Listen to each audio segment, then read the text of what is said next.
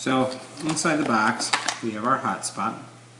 On the back of the hotspot you have your SSID as well as a password, the admin settings. Let's see what else. You have some important information about charging the device and as well as global roaming.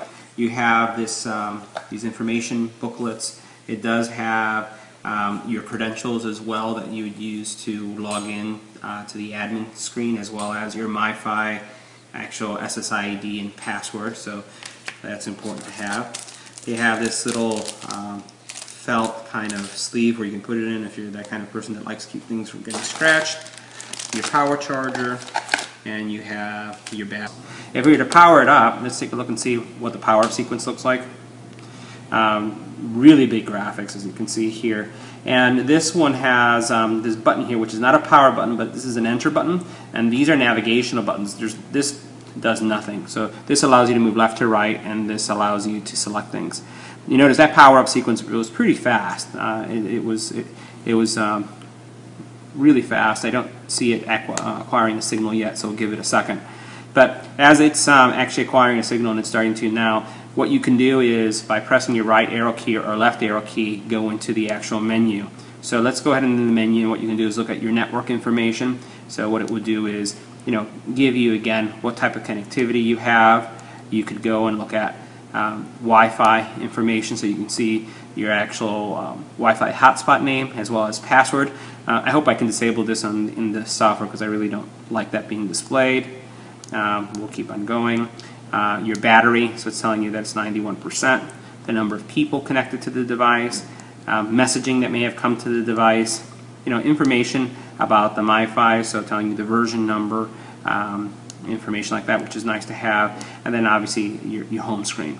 So it gives you some nice menuing. It does give you a lot more detail. I think it's better organized than what I saw the previous version, and it also tells you on the screen what type of connection you have.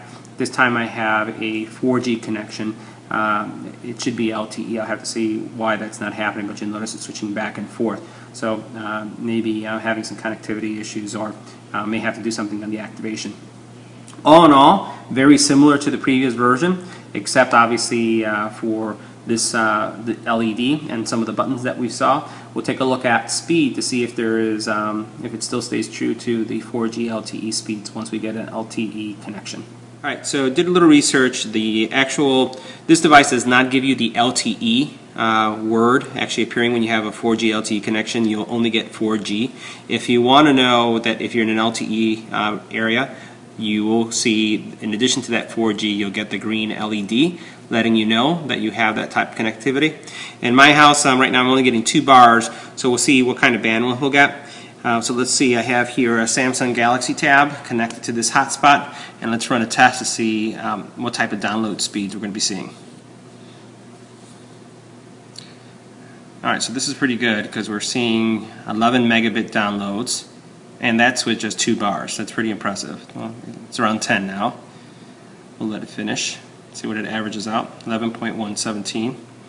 And now on the upload, it's just shy of 3 megabits. Okay, so that's pretty neat. 2 bars, pretty good performance, 11 and 2.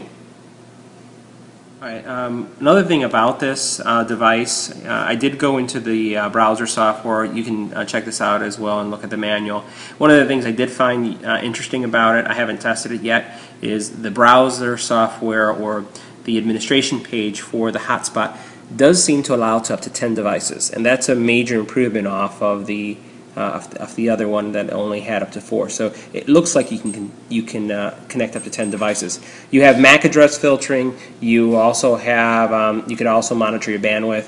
One of the things it does not have is the ability to turn off any of these items. So while it's great to have this little menu, one of the things I don't like is the fact that there's information that I'd want to keep private that still is visible in the hotspot.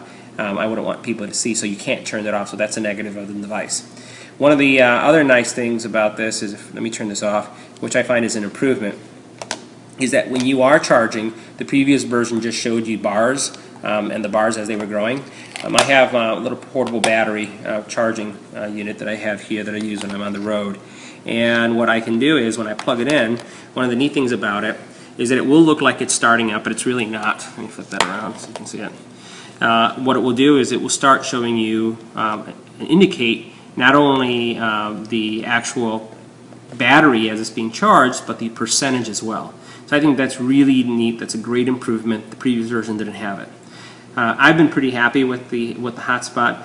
It's available for a great price online if you're looking for a 2-year contract. There isn't really many providers that give you good internet connectivity at a all-you-can-eat price, so you are stuck with your different data packs. But the improvements in this hotspot are definitely worth considering if you've used one of the previous ones. So if you have any questions or comments, just leave them on the YouTube channel. Teknoupnews.com